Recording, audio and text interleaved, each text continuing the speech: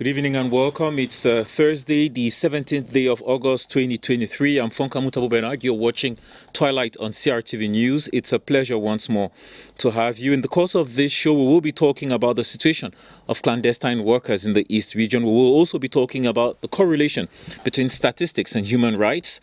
We will also be pointing out evidence informed decision making, how it helps policymakers. So there's a lot of science and figures and statistics coming up, and stay with us. We will obviously try to simplify the concepts for you, thanks to the quality of our guests tonight. Let's take you to the East region right after the signature tune.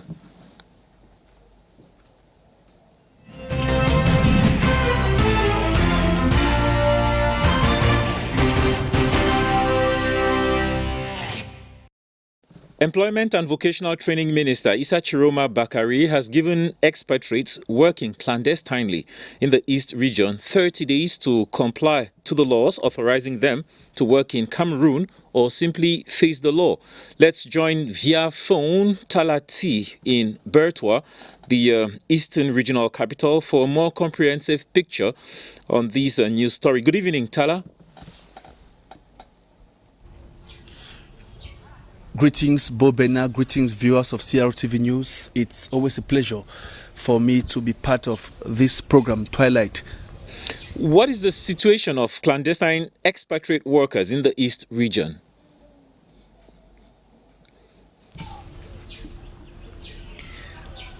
Talking about the situation of clandestine expatriate workers in the East region, I think it's a pertinent issue because statistics reveal that there are over 1,000 of them who do not have work visas. So they came in to Cameroon for different reasons, but found themselves working on Cameroonian soil. And this, according to the Minister of Employment and Vocational Training, Isachiroma Bakari, is illegal. It's not acceptable by the law.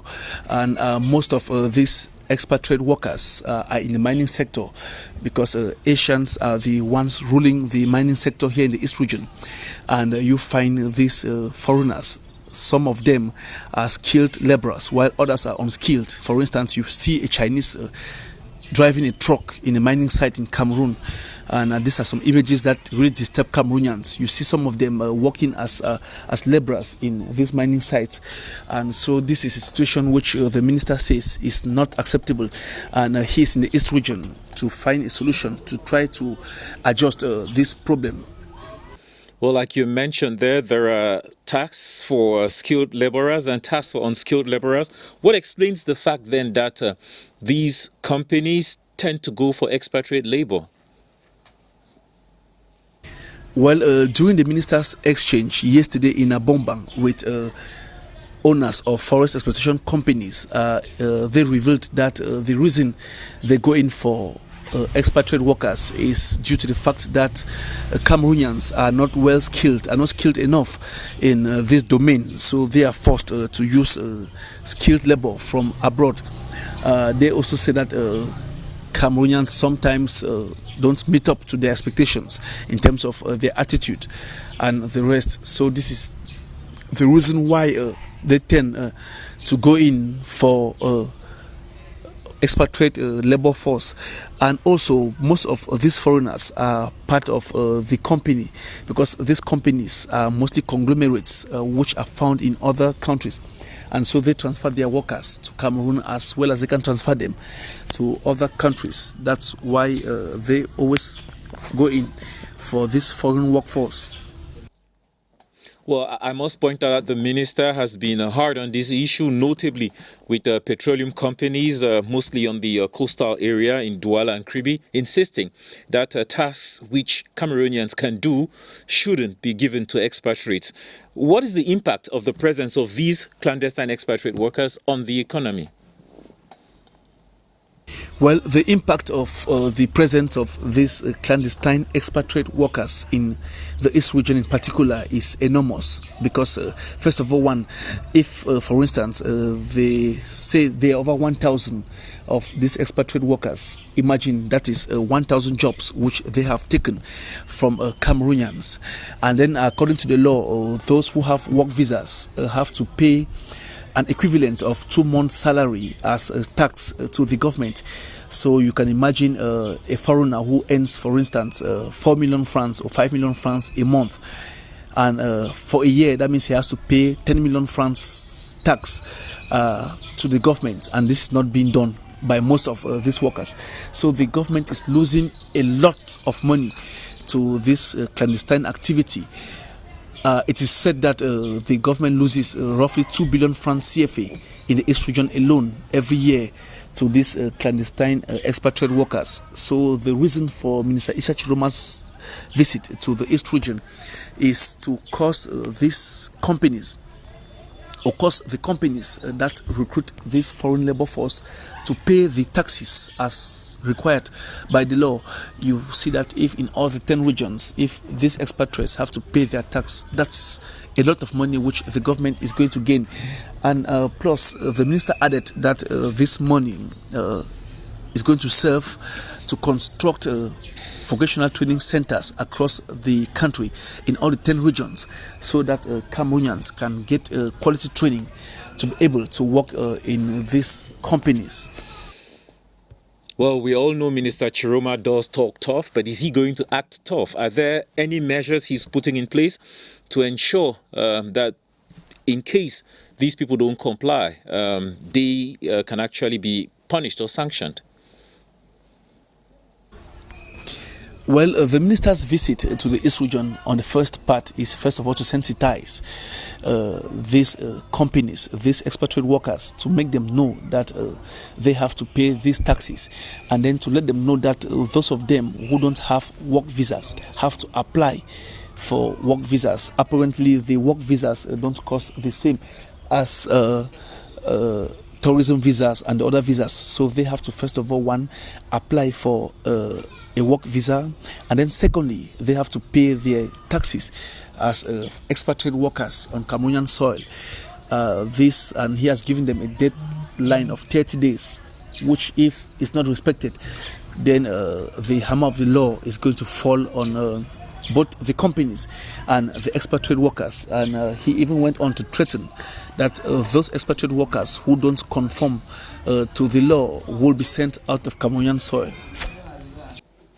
Thank you, Tala, for your insight. Tala T there reporting on the phone from the Eastern Regional Capital, Bertoua, where Minister Issa Chiroma Bakari of Employment and Vocational Training has given clandestine expatriate workers 30 days to comply with the law.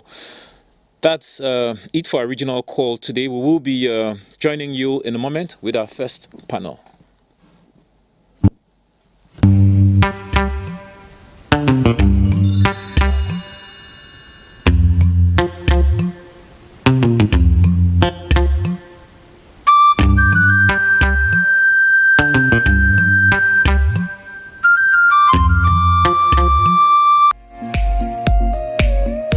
L'alimentation anti-cancer joue un rôle dans la protection du cancer en aidant l'organisme à limiter la croissance des cellules cancéreuses. Émilie, bonsoir et merci d'accepter une fois encore l'invitation de Diète. Cette plante aromatique est sollicitée pour ses vertus médicinales et pour sa condition d'épice. Le superaliment contient des minéraux tels que le calcium, le fer, le soufre, la chlorophylle et le bêta-carotène. Voici quelques astuces, n'hésitez pas à les faire. En dehors de sa teneur en eau, est-ce que le concombre contient d'autres nutriments essentiels? Oui, le concombre contient des fibres insolubles, notamment la cellulose, du potassium. 3000 cancers du sein en plus. Pourquoi? C'est tous ces engrais chimiques, c'est toute cette alimentation qu'il faut refaire en fait. Nous mangeons pas du tout bien. À très bientôt sur nos antennes pour une nouvelle édition de Diète.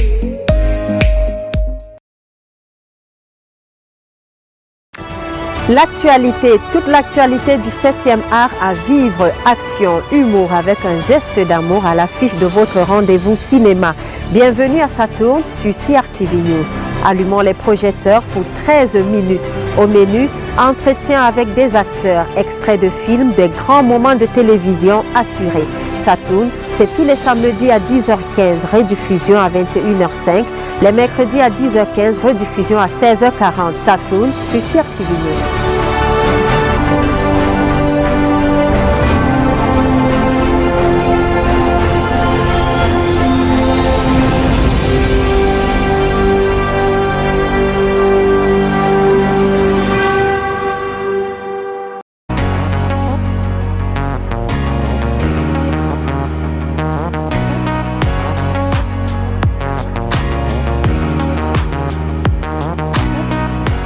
Que diriez-vous de commencer votre week-end par un petit arrêt devant le miroir, reflet de notre société telle qu'elle va? Je vous convie désormais à de petits échanges autour de petites réflexions sous la forme d'une chronique hebdomadaire sur CRTV News le jeudi, sur CRTV le jeudi à 9h55, le vendredi à 15h55, le samedi à 18h55. Restez avec moi et merci d'avance pour votre fidélité.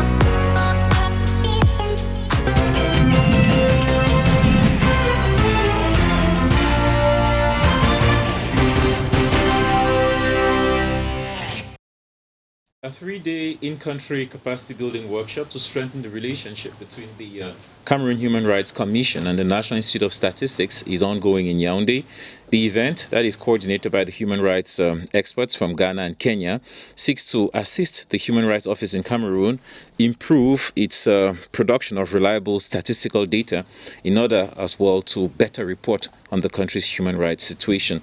So we've invited two participants at this workshop, Mr. Joseph WHITTAL, who is chairman of the Commission on Human Rights and Administrative Justice in Ghana, and also vice chair of NANHRI, which is a network of African national human rights institutions.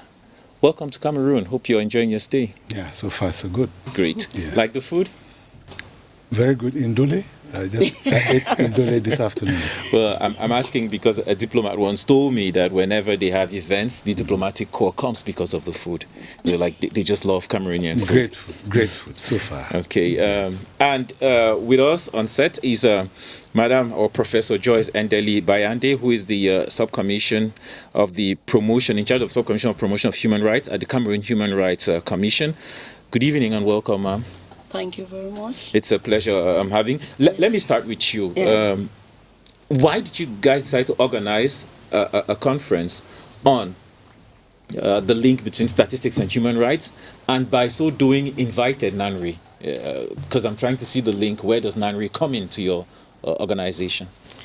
Oh, you know that NANHRI is an umbrella organization which all the national human rights institutions within Africa are members. Mm-hmm. So they cover us. And NANHRI is structural within Africa, and so they help in capacity building. And we are in the new structure since 2019. Mm-hmm. We are growing and we are expanding. And our mandates include reporting. And if you are to report on global strategy or global goals like the SDG, and you are to report on human rights, and we are to inform the government, we must be strong in how we generate data and how we use statistics.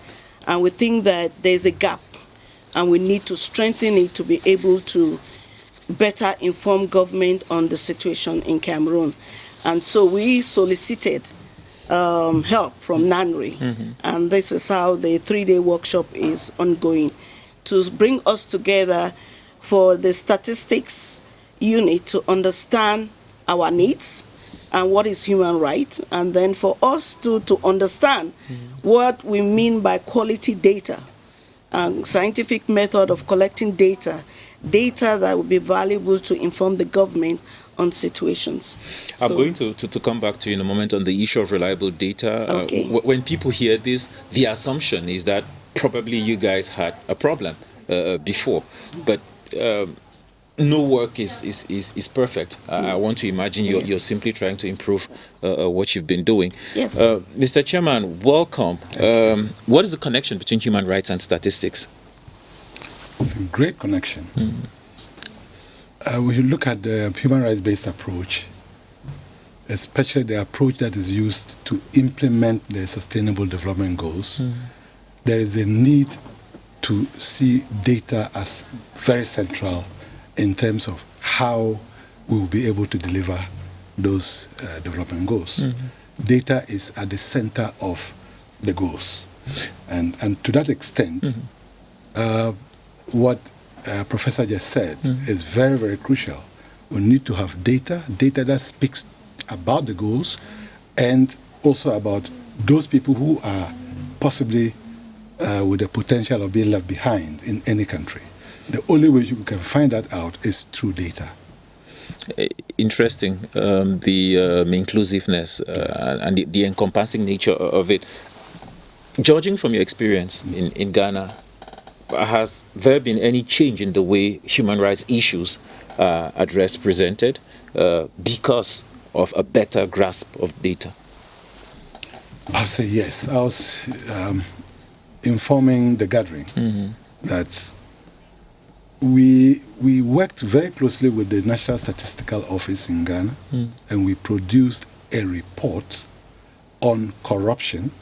Don't forget, corruption is under goal 16 of the goals, and that is to let Ghanaians know how corruption impacts on human rights, what the ordinary citizen is losing as a result of bribe, as a result of nepotism, as a result of favoritism, and the lack of the merit system.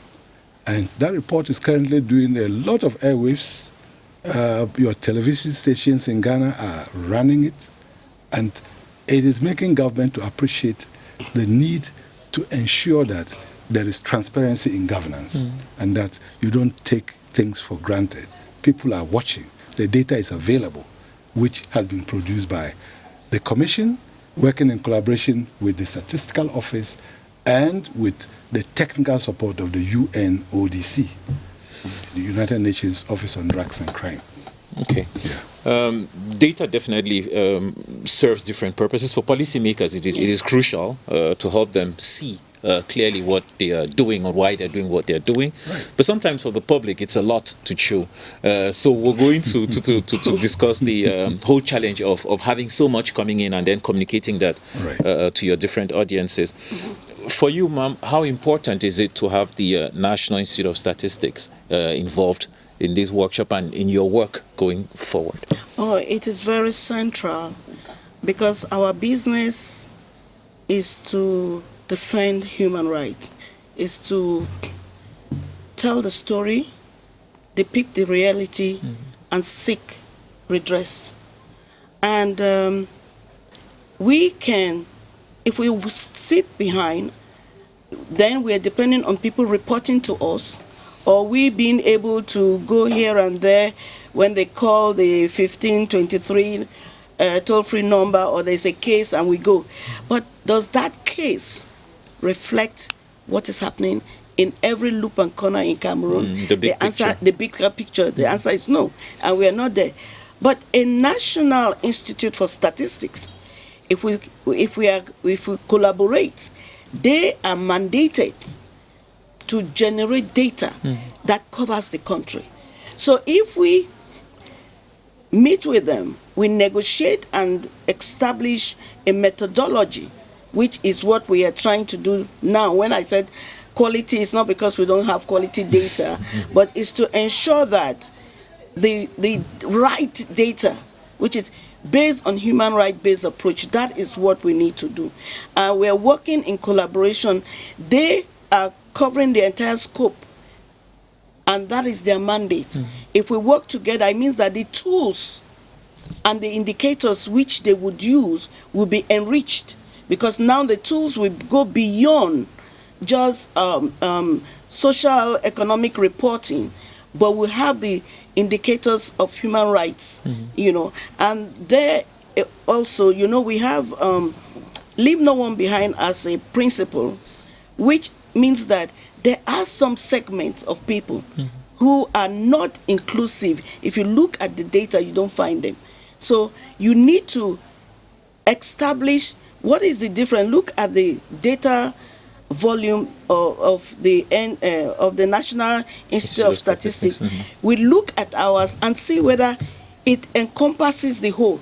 And if there is a loophole, we would now say, okay, add this to your own, and then we now have a holistic, because in enriching their database to reflect human rights, approach, then we are including everybody, disability, the vulnerable women, children, and like I keep saying, you can say, yes, women are vulnerable, but within that category, you have widows who are even more vulnerable. You have disability who are even more vulnerable. So you have indigenous people who are not there. And so we need to pick out all of these areas, these stratas that are missing, and enrich their own data. And you can imagine if they generate a data that is encompassing everything, then reporting on global goals like SDG, or reporting on government obligatory responsibility for conventions that they have signed and ratified, it's much easier. Yeah, then we can just go to the NIS and say, you know what, please produce us this, and reporting will be even much faster. And you remember that they are trained in the scientific methodology of collecting quality data. It's their area of expertise. Their area. So basically, if I get it, you guys would have a wish list, more or less. Exactly. You issue your wish list, and they pull out the figures for you. Yes, well, they integrate it. And because it's not even just us, it will serve us, it will also serve the national development strategy, because they will have a better eye view of the situation, what is going on. Not the bigger picture where people have been grouped into big categories. The poor. The poor means what? It means nothing. The poor, within the poor, there is the poor of the poorest. There are different levels. Yeah, there are different levels.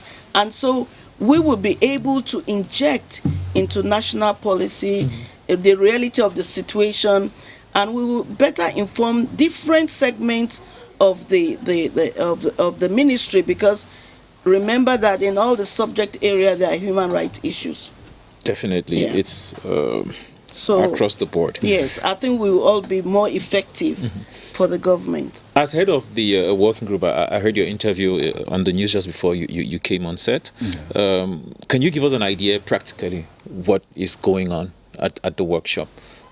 What are you transmitting to the various partners? I want to imagine the Human Rights Commission on one side and the National Institute of Statistics on the other. Thank you. And so, first of all, we have objectives to meet under the program. The objectives are basically, one, we want to enhance the knowledge and capacity of not only the Commission on Human Rights, but also the National Statistics Office. Because if they appreciate what the human rights-based approach is, then they would transpose that into how they collect data. And the the Commission will be in a better position to also assist them, because they are in a better technical position to know what the human rights indicators are, to be able to inform the data that will be collected. So that knowledge capacity building is crucial. The other one is we also are looking at best practices around the continent. That is why we've come with Kenya and Ghana, who have since entered into some MOU with the National Statistics Offices, and we can see a lot of advantage that the two institutions working together through an MOU are able to provide. They will give the opportunity to the National Statistics Offices to come out with data that will inform policy action. And policy action, government will be in a better position, as Prof said, to really identify those at risk of being left behind and put in place intervention measures to address that. in the absence of data, we will only be groping in the dark. So those are the objectives of the workshop. We're hoping that when we wrap up, the two institutions will be well equipped to appreciate the need to enter into the MOU with the knowledge to be able to take it up from there. But we will continue to hold their hands until they are in a position to be on their own. Well, I'm a little bit concerned about the National Institute of Statistics' ability to handle all of these requests, but the truth is we are definitely wanting insofar as such statistics about the way our society operates is concerned. So I don't feel it is too much to ask of them to assist, but at the same time I'm concerned about their logistics. Do you feel they have the manpower, the technical wherewithal to handle these tasks in addition to the other tasks that they are handling? We all know how crucial sectors of our economy are void of data. Okay. I don't think it's too much for them. Okay. I don't think it's too much because data collection and statistics is money. And it's also capacity building. I think that when we go into the MOU, there are aspects of it which we can do. There are aspects which they can do. Okay. You know, and I think that jointly when you do this kind of work, you can write proposal, you can write projects, you can get assistance like we are doing now. You know, we have seen that Ghana has shown us their own practices. We have seen what is good in it. We have seen what Kenya is doing. And we can select bits and pieces, and it's a learning process. I don't think it's a matter of it will be done tomorrow, but we must start. Because there's no need, if the government wants to, if you look at the NDG 30, there is no way leaving people behind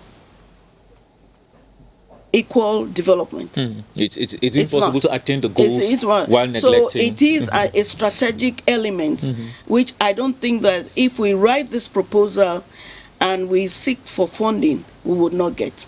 Okay. I think the issue is knowing what you want. What you want, actually. And knowing how it serves the government and put it together. And not only government and society at large. You know, I think that it is doable.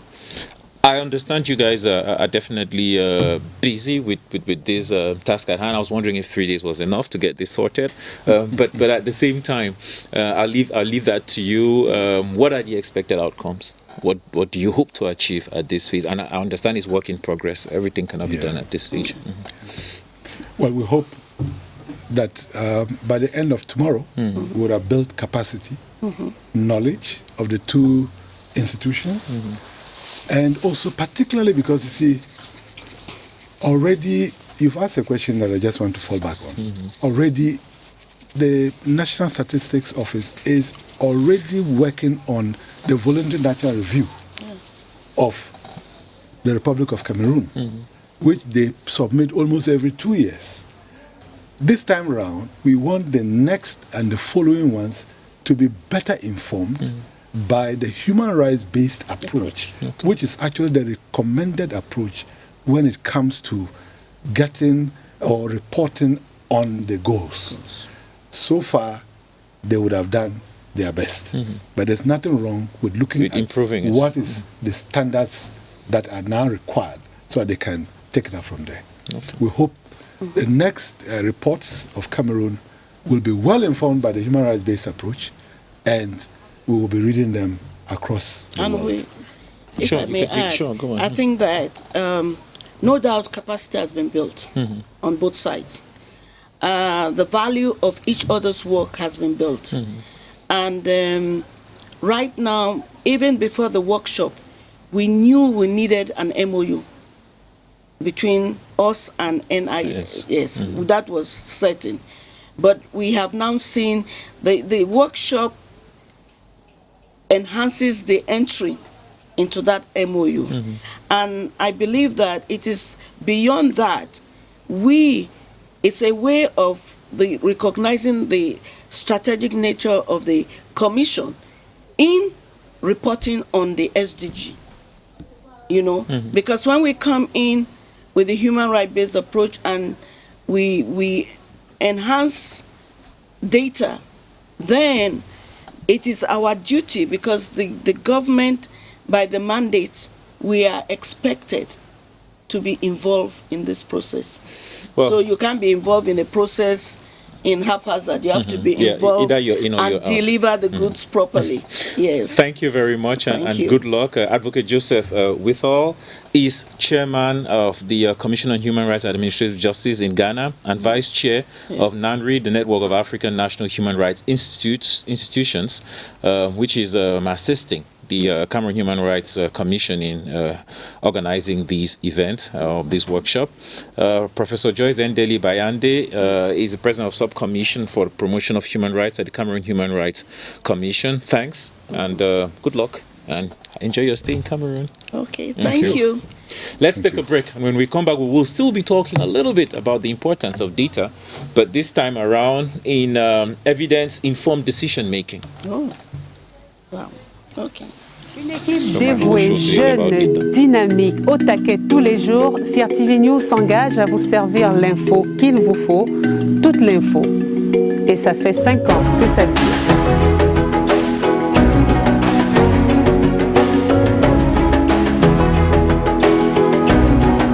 Ça fait 157 680 000 secondes. Ça fait 2 620 000 et 600 minutes. Je dirais que ça fait 1825 jours. Ou encore 60 mois. Vous l'avez compris, ça fait 5 ans. Vous l'avez compris? Déjà? Le temps file, hein?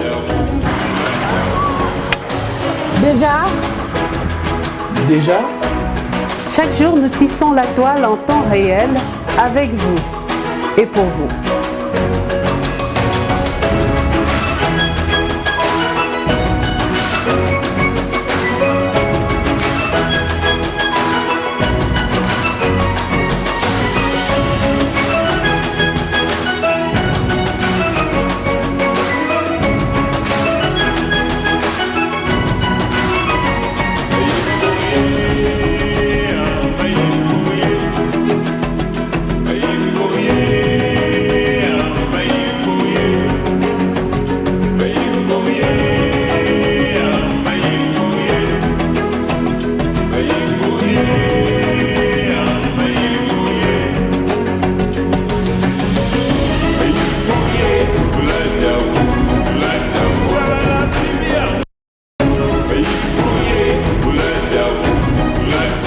Eh oui, ça fait bel et bien 5 ans, mais le mérite leur revient.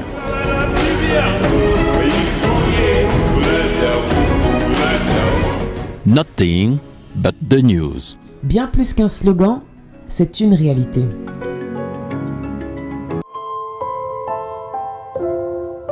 À la recherche du temps perdu, experts et témoins du passé revisitent l'histoire du Cameroun. L'avenir est une porte, le passé en est la clé.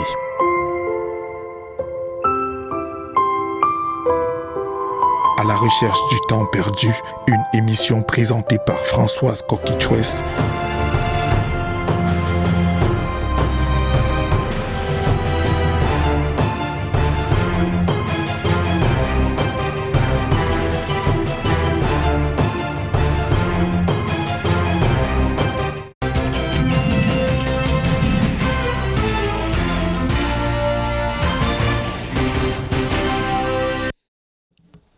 The international charity eBase Africa has signed MOUs with the Ministry of Social Affairs, the Ministry of Women's Empowerment and the Family, and similar deals had already been concluded with secondary education as well as basic education. All of this seek to improve evidence-informed decision-making. We've invited 2 workers or staff of eBase to help us understand what their initiative is all about. Penka Bonye is a storyteller and researcher at eBase. Good evening and welcome. Thank you. It's a pleasure. Myriam Merveille Ongolo is a researcher and translator at IBIS. Bonsoir et bienvenue. Bonsoir, merci. Ok. Pour que notre public comprenne, IBIS Africa, c'est quoi? Ok. IBIS Africa Effective Basic Services, en fait, c'est une organisation internationale caritative qui s'efforce de rendre les services de base comme la santé, l'éducation plus effectifs et plus efficaces en s'assurant que les meilleures données probantes soient appliquées lors de la prestation de ces 10 services de base. Et Effective Basic Services travaille sur l'ensemble de l'écosystème des données probantes ou bien des résultats de recherche. Et là, nous nous efforçons de travailler en ce qui concerne la recherche primaire, l'implémentation des projets de développement, la synthèse des données probantes ou alors la systématisation ou bien la revue de ces données probantes, ainsi que sur la traduction des données probantes et l'implémentation de ces données. Je trouve ce champ d'action tellement vaste. Comment est-ce que vous parvenez à le faire compte tenu du fait que, en principe, c'est les États et le gouvernement qui gèrent ces services-là? Vous intervenez à quel niveau? Nous intervenons en tant que, on peut dire, en tant que centre de recherche. Nous aidons les gouvernements, pour ainsi dire, nous leur donnons les données probantes dont ils ont besoin. Donc, s'ils nous demandent des données probantes sur un thème, nous sommes capables, avec toute l'équipe, de faire la recherche et de procurer des données probantes à ceux-ci. Okay, so when they say evidence-informed decision-making, what does it? How does it work? Ok, evidence-informed decision-making, en fait, en français, on peut dire que c'est la prise de décision basée sur des données probantes. Et là, c'est en fait comme prendre une décision basée sur quelque chose. Et on se base donc sur des données probantes, bien sûr des résultats des recherches qui sont plus fiables et qui peuvent nous donner des perspectives plus exactes. Donc, il y a quelques exemples? Et oui, il y a quelques exemples. Je vais prendre un exemple assez simple. Si vous voulez, par exemple, inscrire votre enfant, vous n'allez pas directement inscrire votre enfant juste comme ça. Peut-être vous allez l'inscrire dans une école qui est proche de vous. Vous allez vous baser parce que l'école est proche de vous. Donc, les evidence-informed decision-making, c'est prendre une décision ou bien élaborer une politique qui est fondée sur des données probantes, qui est fondée sur des résultats des recherches. Donc vous prenez des résultats de recherche, vous voyez ce qui a été dit et vous voyez dans quelle mesure votre politique ou bien votre projet ou bien votre décision peut être faite. How important is it to sign these MOUs with various ministerial departments? Does it give you room to influence their work? Or does it give you the opportunity, to bring in your own ideas to the table? Thank you very much for that interesting question. So one of the reasons we got engaged with policymakers was because we felt like there was a high need to involve policymakers in the research evidence ecosystem. It's important that policies and programs that have been established are actually informed by research evidence. So this was really an exciting journey that we had to work with policymakers in these 4 different ministries to build their capacities around evidence-informed decision-making. So we actually trained 180 youth parliamentarians who were elected on how to, on the basis of research evidence, how they can actually make evidence-informed decision-making. So we also closely work with policymakers in these 4 ministries, building their capacities on how they can actually use research evidence in their policies and programs.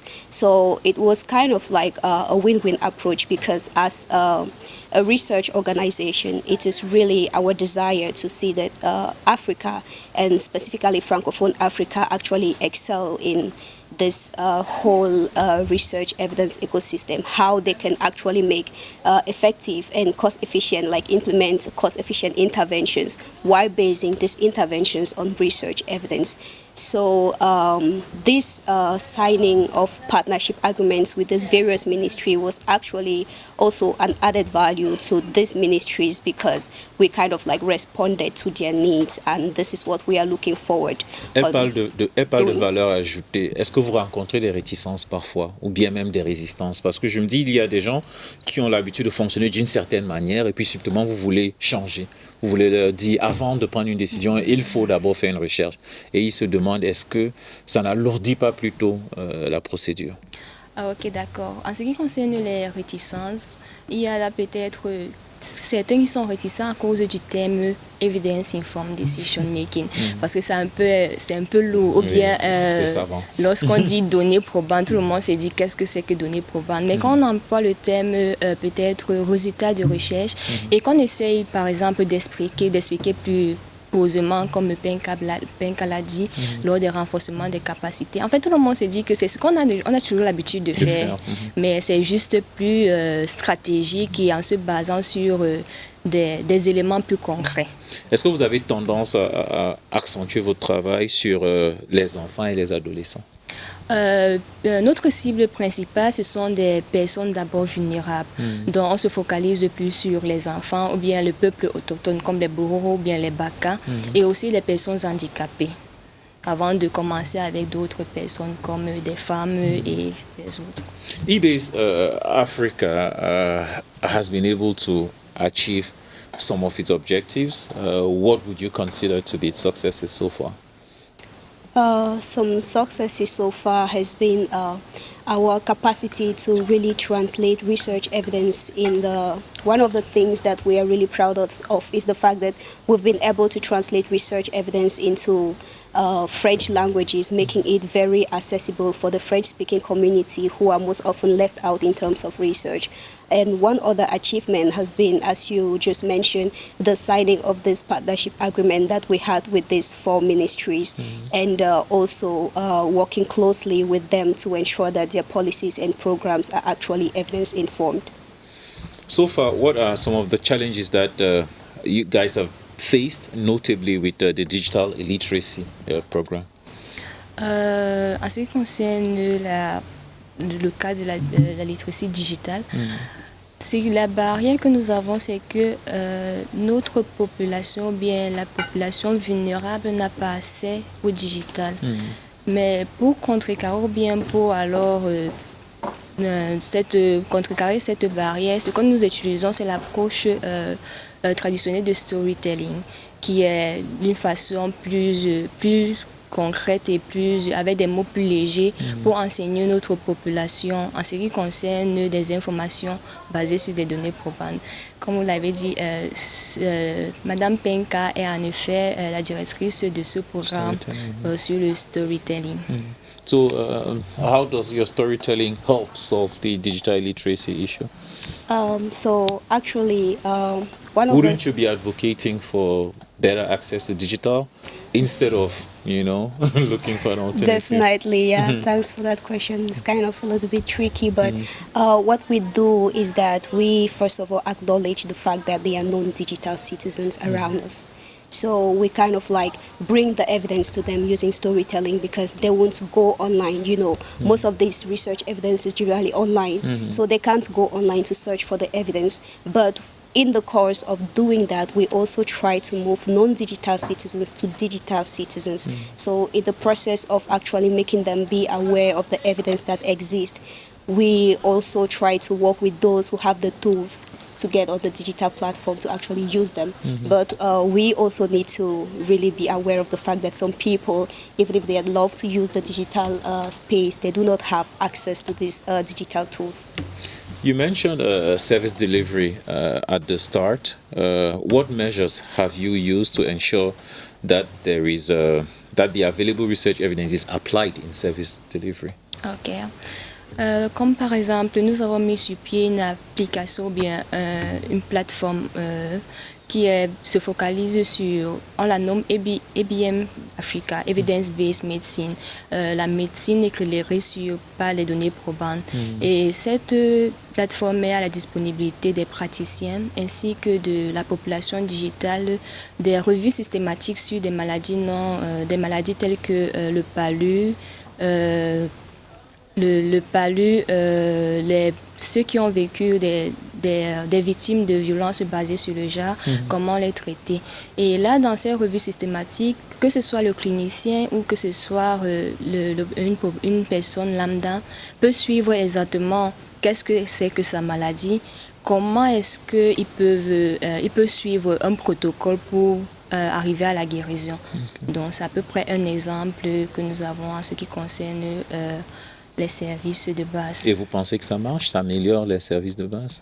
Oui, je pense que ça marche, mais ce que nous pouvons encore également faire, ça marche très bien, mais nous voulons rendre cela plus accessible à tout le monde et que ça soit à des langues, nos langues nationales, nos langues vernaculaires.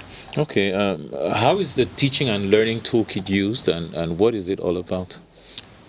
So the teaching and learning toolkit is something that we have been using at eBay to facilitate practitioners in the field of education to actually be able to know what evidence can I use in my teaching approaches. And so we have been able to develop the toolkit and also establish a platform where this can be used. Okay, if we had a final word, what would that be? Would you encourage people to embrace evidence-informed decision-making more, or do you think it is something that is targeting particular departments or particular sectors? Thank you for that question. So evidence-informed decision-making actually englobes policymakers, practitioners, and the general public at large. So as a final word, I would say basing your decision on research evidence is really very much important at the policy level for the practitioners and for the general public at large. So I encourage everyone to make evidence-informed decision choice. Merci Marc Penka Bonnier and Miriam Merveille Ongolo, all of eBay's Africa, for your work and your efforts to improve service delivery and promote evidence-informed decision-making in Cameroon. It's going to be 7 p.m. in under a couple of minutes, and I will be marking a small break and welcome you into our newsroom. Dynamique, au taquet tous les jours, CRTV News s'engage à vous servir l'info qu'il vous faut, toute l'info.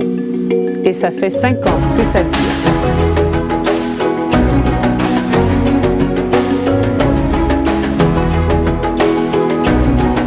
Ça fait 157 680 000 secondes. Ça fait 2 620 000 et 600 minutes. Je dirais que ça fait 1825 jours. Ou encore 60 mois. Vous l'avez compris, ça fait 5 ans. Vous l'avez compris? Déjà? Le temps file, hein?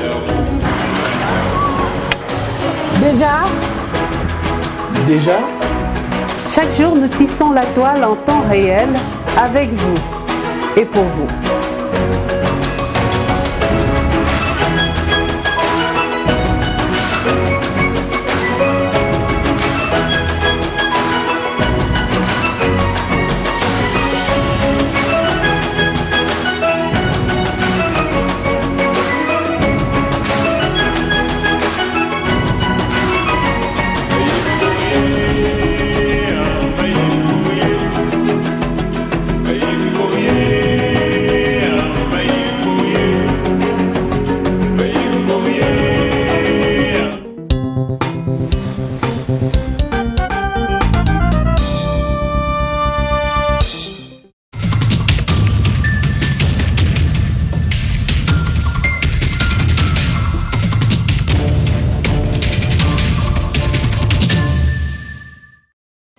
Bienvenue au 19h, ouvrant ce journal thermomètre en main pour prendre la température des dispositions prises pour la rentrée scolaire 2023-2024.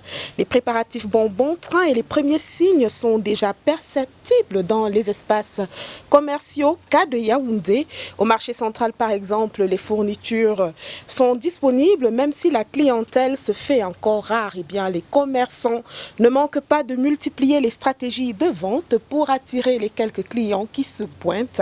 Constat de notre reporter Stéphane Ondo. Un décor de rentrée scolaire s'installe progressivement au marché central de Yaoundé. Au premier banc, les vendeurs ambulants à l'étalage et les libraires. Ils accostent les clients. Leur rentrée a sonné. On a commencé le 1er août. Donc nous sommes à 2 semaines et demie déjà. On est dans l'activité. Sur les étalages et les rayons, cartables, cahiers, livres, stylos et accessoires, tout y est. Le prix abordable. Donc ici, un peu, ils vendent au prix de gros. Donc, vous voyez, en prenant 2, 3, on vous fait le prix. Ce qu'on attendait beaucoup plus, on ne l'a pas. Parce que les clients se plaignent beaucoup trop. Il n'y a pas d'argent, il n'y a pas ci, il n'y a pas ça. On regarde, on va suivre le rythme. Pour attirer la clientèle, les commerçants ne manquent pas d'imagination. Banderoles publicitaires et animations sont mises à contribution. Nous animons nous-mêmes personnellement, nous sommes là devant, nous animons, dansons, chantons. Parfois même le client est même fier, parfois on appelle le client, il vient parce qu'il a vu la façon comme nous sommes motivés. Lui, ça attire aussi le client. Même quand le client pas, il est heureux, il dit prochainement il va encore revenir. Les signes annonciateurs de la rentrée scolaire sont perceptibles dans les marchés de la ville de Yaoundé. Ces pages s'écrivent en majuscules, même si tous les parents ne sont pas à la ligne. À Garoua, dans le nord, la fièvre des préparatifs de la rentrée scolaire monte également. Les librairies et autres commerces sont déjà aux couleurs de la reprise des classes. Différents rayons sont bien achalandés de manuels et autres fournitures scolaires. Les commerçants rassurent, tout le nécessaire pour les élèves est disponible. Confirmation dans ce reportage de Iya Hacham Alim. Un air de rentrée scolaire plane déjà dans la ville de Garoua. Le dispositif affiche presque complet dans les marchés et principalement les librairies à quelques jours de cette frénésie qui s'empare de toute la communauté éducative.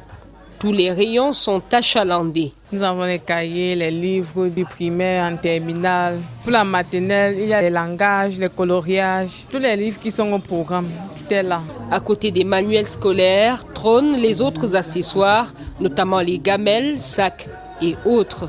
Du coup, la clientèle ne se fait pas prier pour se ravitailler. Je suis parent de beaucoup d'enfants, de maternelle jusqu'au primaire, jusqu'au secondaire. Donc j'ai préféré vraiment faire ce voyage pour venir me ravitailler. Les cahiers d'abord, et puis le nécessaire pour ceux qui sont à l'école maternelle parce qu'on ne trouve pas tellement un guideur. Au marché de Garoua où le trafic est devenu intense, les points de vente spontanés des fournitures ont vu le jour au grand bonheur des commerçants convertis et des parents déterminés à offrir à leur progéniture les clés d'une année scolaire prochaine réussie. La suite du 19h avec cette annonce. Les expatriés ont 30 jours pour se conformer à la réglementation du Cameroun. C'est une injonction du ministre de l'Emploi et de la Formation professionnelle en visite de travail dans les entreprises de grande transformation de bois à l'Est.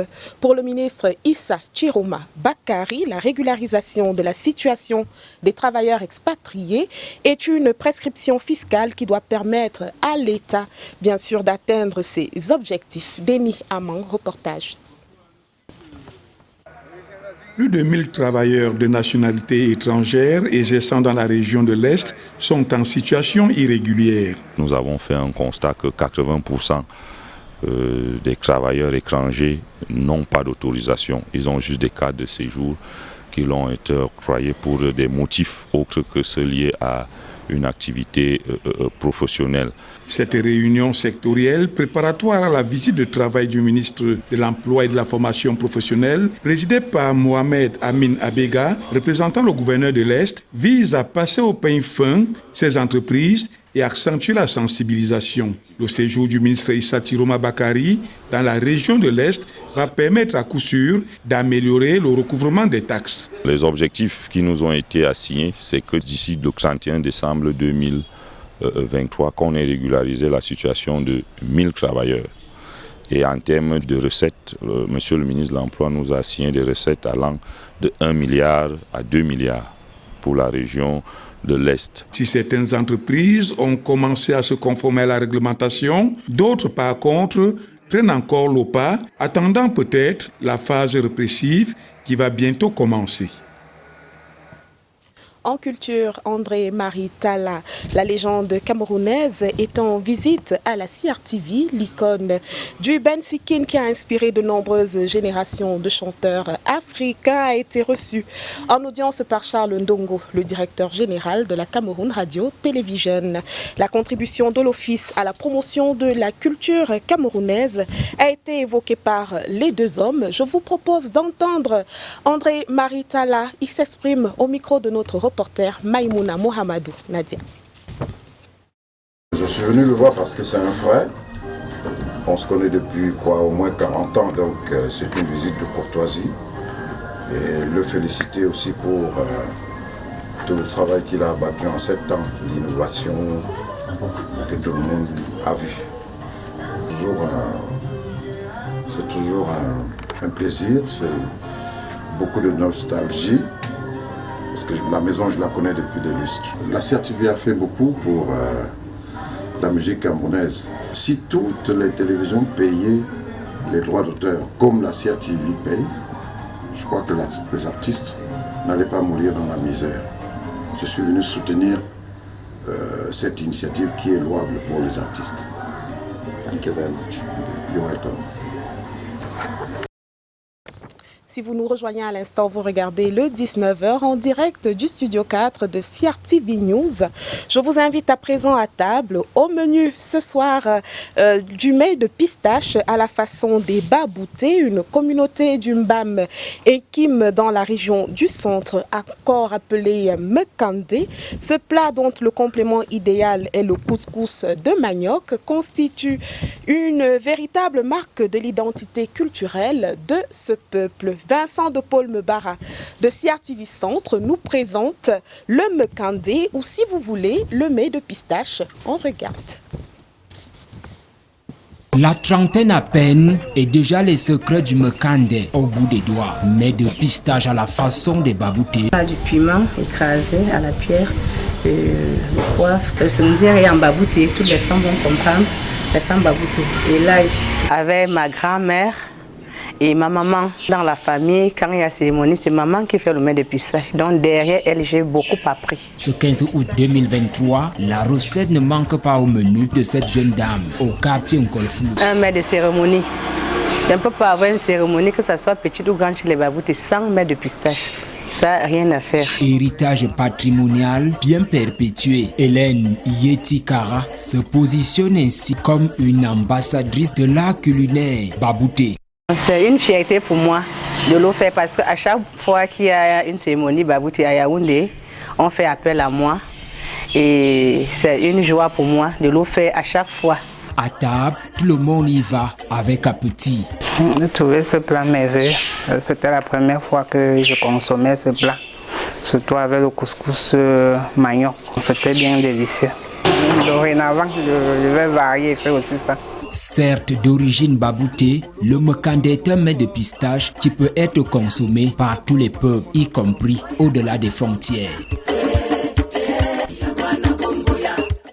Bon appétit à ceux qui sont à table en sport. Championnat d'Afrique de karaté.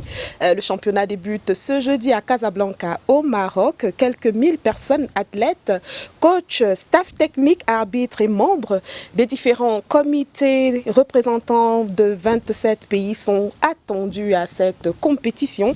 Le Cameroun est présent avec une forte délégation constituée de 29 athlètes, mais aussi d'arbitres et entraîneurs qui ont assisté à plusieurs stages. La compétition va donc se dérouler dès ce jeudi jusqu'au 20 août prochain. Rappelons que la team Cameroun a remporté 5 médailles au dernier championnat d'Afrique de karaté. C'était en Afrique du Sud.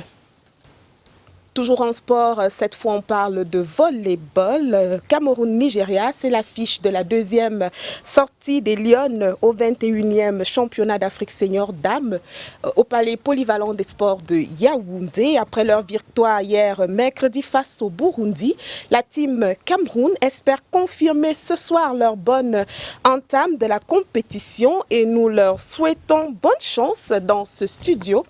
Allez les Lions! Voilà qui referme ce journal. Merci madame, monsieur d'avoir regardé. Juste après, Twilight se poursuit avec Beau Bernard Fonka Mouta. Restez sur CHRC News, ici toute l'info.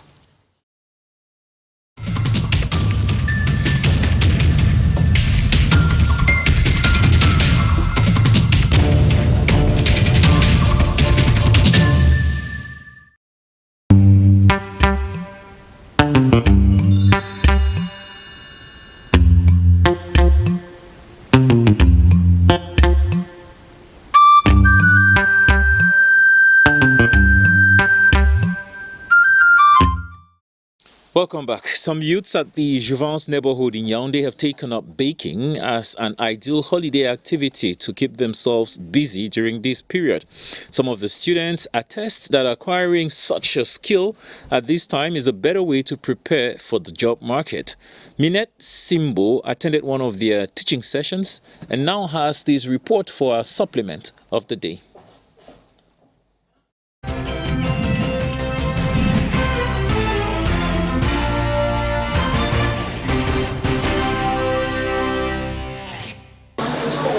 The holiday season, which is considered as a time of relaxation and fun-creating moments, is for others a time of isolation and boredom. Reason why a young graduate in human resource management after job hunting for years decides to get trained in pastry making to in turn train others. She now organizes training sessions for youngsters every now and then in order to push them to go in for job creating options. These young people get trained on how to bake, decorate, and market pastries. To bake a cake is very simple. It's just like cooking. Like you say, you want to cook jollof rice, you can buy your rice, this and that. So to bake a cake, let's say you want to bake your vanilla cake. You get your flour, you get your sugar, you get your butter, you get your egg, you get your vanilla flavor, you get your milk, you get your nutmeg, and any flavor you want to put, because some people put more than just one flavor in a vanilla cake. So after that, you just cream your butter, you cream your sugar, you sieve your dry ingredients. When your butter and sugar is fluffy, you now pour in your dry ingredients, which is your flour, your baking powder, your nutmeg, you mix. You pour in your egg, you mix. When everything is good the way you want, you put in your milk and you mix as well. After that, you put in your oven. You can bake for 40 to 45 minutes, depending on the heat of your oven. For the cream we use for our buttercream, we have two kinds of cream. We have Swiss meringue, we have American buttercream. For the American buttercream, you get your icing sugar. We have two brands of icing sugar. We have Suzanne, we have Baker's Choice. I like to use the Suzanne because it's really soft for buttercream. So you get your icing sugar, you sieve. You take your butter, you cream. Later on, you start incorporating your icing sugar into your butter bit by bit until you have the desired texture, which later on you add your flavor. The flavor you want, be it vanilla, be it chocolate, be it strawberry flavor, you add inside, and that is it for your American butter. Now for your Swiss meringue, we use the yolk, we add our sugar, we take on the gas, we put in a pot that has boiling water. When the sugar has dissolved completely, we pour in our mixer bowl. We start mixing. When we mix and we have gotten the desired texture, we put in our butter, we mix, we reduce our speed, we put in our flavor, and that is it for your Swiss meringue. You can put any color you want. If you're doing a black, a brown, a pink cake, you put the color you want at this stage. Flour, sugar, butter, milk, eggs, etc. They have the same procedure, but now what differs are the colors. So we do one mixture, we divide into two to have our strawberry and vanilla. Here we add a bit of red velvet powder and strawberry color, which is red, to give us a pink color. But with vanilla, we just put the vanilla flavor, which is like water. This are the two creams we'll be using today. Here we have the Swiss meringue and we have the American buttercream. We mostly use this for kids' birthdays because kids like things that are really sweet. When we're doing a cake that has to do with adults, old people, people of age, we use the Swiss meringue because it is not sweet and it melts in the mouth. It doesn't have a puffy top like this. This is not bad though. This is caused by overmixing. When you mix your butter too much, it makes the cake to pop up, to have it mounting, which is really not good for a good baker. But you're a beginner, it's very okay. It's your first time, and believe with time you'll get it right. But when your cake comes out like this, you see it has oil, it's moist. This is a very good cake. It's not burned, but you feel it's not heavy, it's very light. So you guys have done a great job. Clap again. It's a 1 month training session. We have 4 weeks. The students come in 3 times a week. That is on Mondays, Wednesdays and Fridays, as from 10 a.m. to 4 p.m. We teach cakes and pastries. So we have different levels of training. We have the beginners level, which is what is ongoing now. We have advanced level, we have masters, and we have advanced masters. For the first week, let me say the first 2 weeks, we teach them pastries. For pastries, we have things like pizza, ice cream, bread, chin-chin, donuts, meat pie. In fact, there are so many of them. I'll name just a few. Then for the 3rd week, we start with cakes, and we teach them 6 different kinds of cakes. We teach them red velvet, strawberry cake, vanilla cake, chocolate cake, carrot cake, coconut cake, etc. Then we also teach them how to bake cupcakes and to decorate them. Because cupcakes, there's a particular technique that you need to know how to decorate your cupcakes to be beautiful. The weekend of that 3rd week, they have their practicals, which is what is ongoing here now, which is their first buttercream practicals. So we give them assignments, they go back home, they bake their own cakes for us to see if they have been on track, at least so that we will know that we have not been teaching in vain. They mix their cream, we teach them in class, they go back home, they mix their cream, they come with it to class, we look for a particular project which everybody is going to do, a particular picture, let me put it that way, and that's what they are doing now. The 4th week, which is next week, is their graduation week. They do fondant for their graduation cake, and they mount a 2-tier cake. So this is just a 1-tier cake. So now we need to teach them how to mount a cake, because most of the times those are the kind of orders we get in nowadays. So that is their final project, and they are going to put on their chef jackets. They'll be in white because it's their graduation day. Added to this, the program is equally a hands-on experience that teaches young people valuable skills such as teamwork, communication, and problem solving. It provides a safe and supportive environment for participants to learn and grow, providing them with a sense of purpose and pride in their accomplishments. Me being here for 3 weeks, I've learned a lot of things. I can now boast that I can make chin-chin, cake, all the various types of flavor. You have vanilla, you have strawberry, you have chocolate, coconut cake, carrot cake. After this training, I'm going to continue with the master's level because I want to upgrade myself. I want to go to a higher height with the cake business. Actually, I've been seeing videos online. I've been seeing different cake designs. I just had the passion to become a baker. You place your hand, don't press the cake, because if you press, it's going to scatter. Please, you just place your hand gently. Don't chop off all your cake, just remove the pad on top.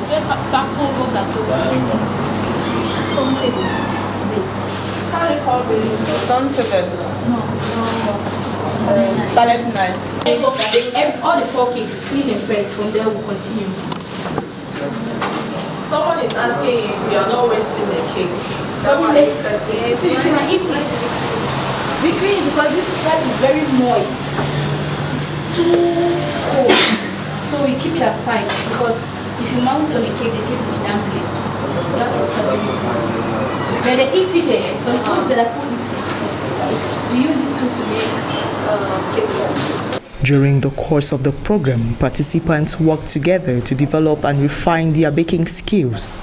They learn how to create a variety of pastries such as cookies, cakes, pies, and are shown various decoration techniques using frosting, icing, and other decorative elements. There are so many molds that the whites have made to make work easy. If you see a particular cake, there's a particular mold that has been designed for that cake. So we get them and we teach them how to use the mold to get the designs. That's a new technique that we use in covering our fondant, unlike the past years that people use. There's a method we call the blanket method. So some people use that method. Now we have learned that, we the bakers, we have learned that. So those are some of the new things we teach our students, how to cover their cake using a paneling method. Not everybody can do that, and not everybody teaches that. And then we teach them how to make toppers. For example, if you're doing a boss baby cake, you need to put a boss baby topper. So we teach them how to get their own without necessarily going to the market to buy those toppers. At least it helps them to save some coins. As the last days of the training approach, participants are taught on innovative methods to market and sell their produce. They learn about branding, pricing, and customer service. 2 7-inch cake, we start pricing them from 20,000.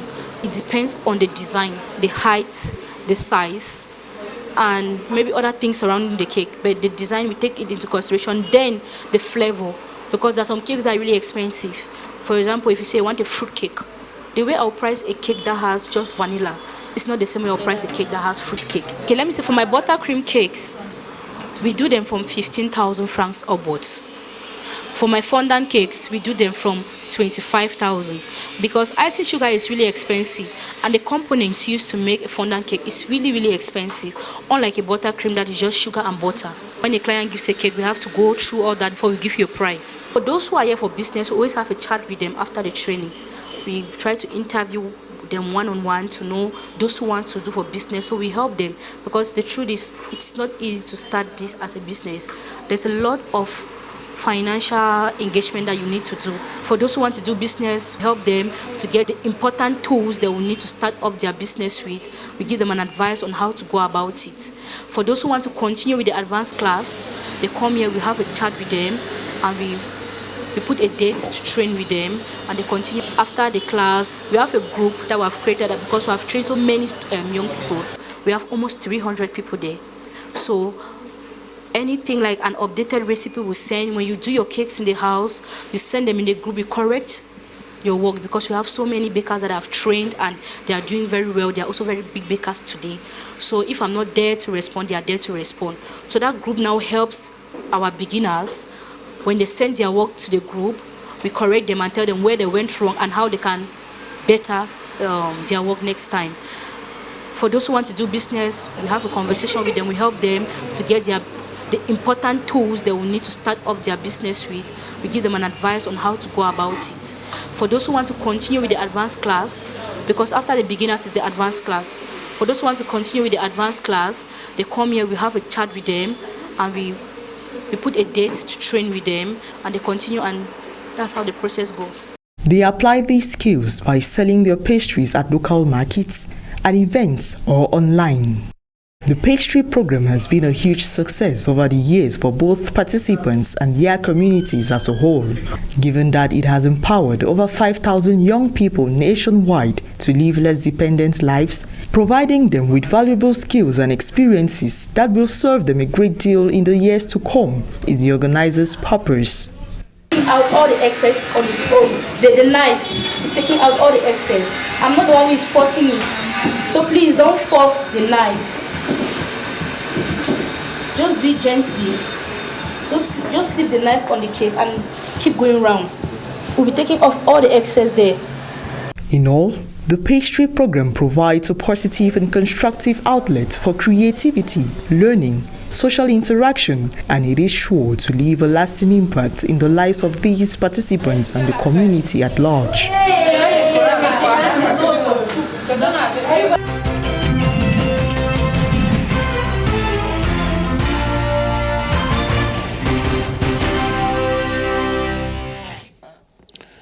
Welcome back. That supplement by Minette Simbo puts the cap on this edition of Twilight. It's been a pleasure keeping you company for the past hour and a half. We went to the East region where Talati talked about a decision by the Minister of Employment and Vocational Training giving clandestine expatriates 30 days to clarify their work permits or face sanctions. We also talked about data collection and human rights as an ongoing workshop takes place in Cameroon between the Cameroon Human Rights Commission and the National Institute of Statistics. And we also received evidence-informed decision-making advice from eBase, an international charity that has signed MOUs with about 4 ministerial departments. That's all we had time for on this edition of Twilight. It's been a pleasure. Gladys Tata comes up in a couple of minutes with the 7:30 news, and Romeo Trisse comes up with the 20h30 at exactly 8:30 p.m. Bye-bye. Stay on CRTV and CRTV News. It's a pleasure.